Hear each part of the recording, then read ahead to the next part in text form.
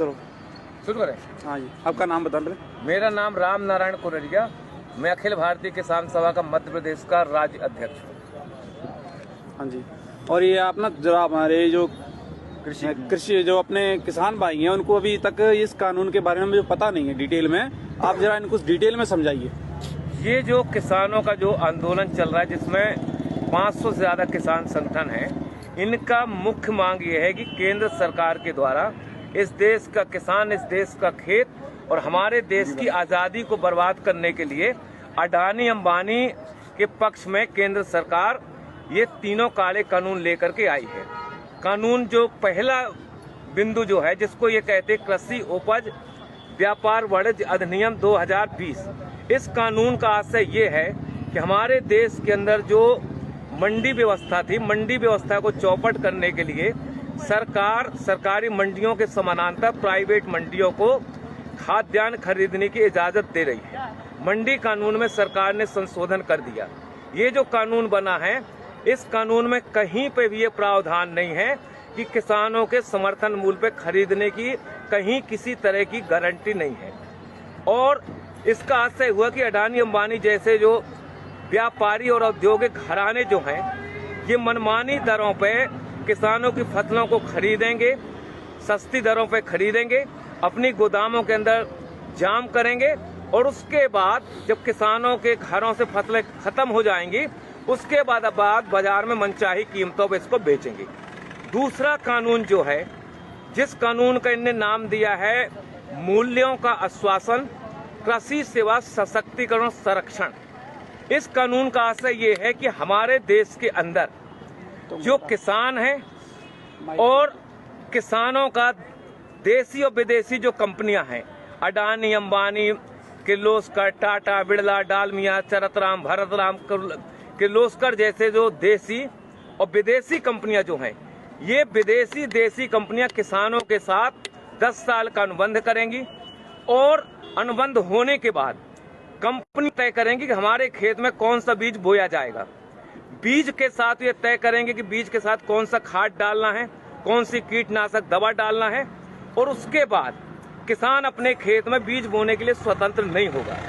दूसरा खतरा जो इस कानून में है, वो खतरा ये है कि किसानों का कंपनियों के साथ जो अनुबंध होगा मूल्य के सवाल को लेकर के, अगर बाजार में अनुबंध से ज्यादा अगर कीमत है, उसका लाभ किसानों को नहीं मिलेगा।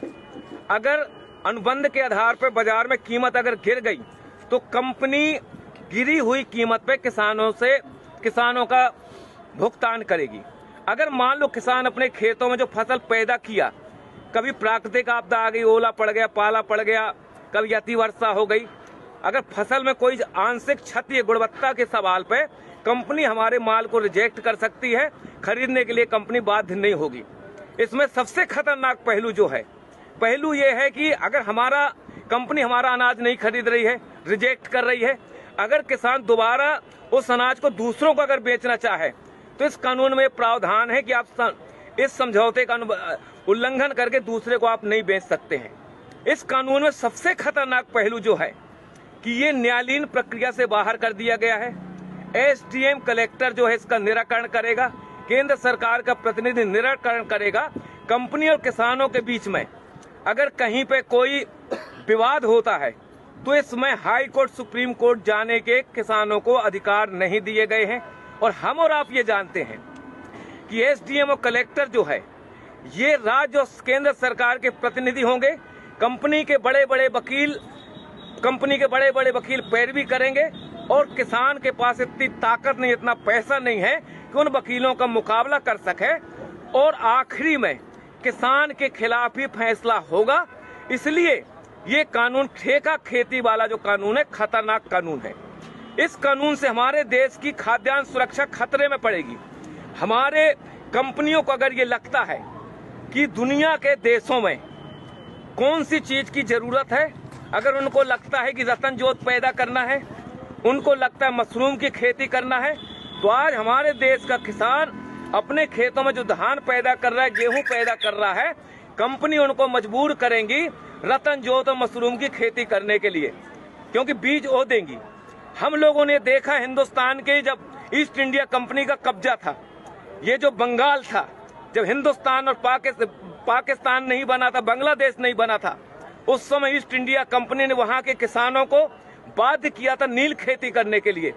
और जब नील खेती किसानों ने की, जमीनें उनकी बंजर हुई, उर्वरक शक्ति खत्म हुई और हमारे देश में आजादी के पहले 1 करोड़ से ज्यादा हिंदुस्तान का नागरिक मारा गया था भूख की वजह से। तीसरा कानून जो है, तीसरा कानून का नाम यह है कि अति आवश्यक वस्तु अधिनियम 2020 संशोधन कर दिया। इस कभी तक हमारे देश का जो कानून था, उस कानून में प्रावधान ये था कि हमारे देश का व्यापारी, हमारे देश का औद्योगिक घराना एक सीमा से ज्यादा अपनी दुकानों के अंदर किसी भी वस्तु को अधिक समय तक जाम नहीं कर सकता था। इसमें कानून बना हुआ था। अब सरकार ने फैसला किया है, हिंदुस्तान के खेत में जो हम पैदा करते हैं, गेहूं, चना, अलसी, मसूर, बटरी, दलहन, तिलहन, शक्कर और सब्जी और फल, इनको आवश्यक वस्तु अधिनियम की परिधि से बाहर कर दिया गया है। व्यापारियों को खुली इजाजत दे दी गई है, जितना चाहो आप खरीद लो, खरीदने के बाद अपनी गोदामों में ताला डाल दो, बाजार के अंदर संकट पैदा कर दो, बाजार के अंदर हाहाकार मच जाए, रोटी के लिए जनता तरसने लगेगी। उसके बाद ये मनचाही कीमतों पे गोदाम के माल को बाहर निकालेंगे और मनचाही कीमतों पे हमारे देश के अंदर जमाखोरी, मुनाफाखोरी बढ़ेगी। इसलिए ये कानून हिंदुस्तान के किसानों के भर पक्ष में नहीं है, ये कानून इस देश की जनता के पक्ष में भी नहीं है। जनता के पक्ष में इस हिसाब से नहीं है कि खेत का अनुबंध कंपनी के साथ होगा, हमारे खेतों में जो पैदावारी होगी वो गोदामों के अंदर चली जाएगी। उसके बाद हमारे देश का जो पूंजीपति है, अगर उसको लगता है कि दुनिया के अंदर फलानी चीज की जरूरत है, तो हिंदुस्तान की जनता को देने की बजाय मुनाफा के लालच में दुनिया के दूसरे देशों के अंदर निर्यात करेगा। हिंदुस्तान के अंदर आने वाले समय में खाद्यान्न संकट पैदा होगा। ये इस कानून की वजह से हिंदुस्तान की जो आबादी है, 40% लोग जो राशन की दुकानों से 2 रुपया 5 रुपया किलो का जो अनाज लेते हैं, जब सरकार खरीदी नहीं करेगी, सार्वजनिक राशन प्रणाली की दुकानें बंद हो जाएंगी, FCI की गोदामें बंद हो जाएंगी, वेयर हाउस बंद हो जाएंगे। और ये जो कानून है, ये कानून हिंदुस्तान की सरकार ने अडानी अंबानी जैसे जो पूंजीपति हैं, अमेरिका जैसे जो साम्राज्यवाद है, उनके दबाव में आकर के हिंदुस्तान की खेती, हिंदुस्तान के किसानों को बर्बाद करने के लिए ये काला कानून लेकर के आई है। हिंदुस्तान का किसान 22 दिन से आज दिल्ली के 5 जो बॉर्डर हैं, इन बॉर्डरों में कफन बांध के किसान यहाँ बैठा है कि मोदी सरकार इन कानूनों को वापस ले। जब तक ये कानून वापस नहीं होंगे, हिंदुस्तान का किसान अपनी इस आंदोलन को आगे बढ़ाता रहेगा। हमारी सिर्फ यही मांग है, सरकार ये कह रही है कि हम संशोधन करने के लिए तैयार हैं। हमको और आपको मालूम है कि हमारे देश के अंदर संविधान बनने के बाद कितने संशोधन नहीं हो गए। अगर एक कानून बन गया, कानून में ने मान लो गारंटी भी लिख दी, लेकिन जब चाहेगी सरकार उनमें संशोधन कर सकती है। इसलिए सिर्फ एक ही रास्ता है, हिंदुस्तान के किसानों को मौत से अगर बचाना है, देश की आजादी को अगर बचाना है, तो जो काले कानून है, ये काले कानून वापस होना चाहिए। इस सवाल को लेकर के हम लड़ रहे हैं। और आखिरी हम किसान संगठनों की तरफ से विश्वास दिलाना चाहते हैं, वो बहादुर 30 किसान जिन्होंने अपनी शहादत दी है, वो भी किसी के बाप है, वो भी किसी के पति हैं, किसी के भाई हैं, किसी के सुहाग हैं। ये मोदी सरकार, ये नरेंद्र मोदी की सरकार 30 किसानों की शहादत के नाम पे एक शब्द बोलने के लिए तैयार नहीं है।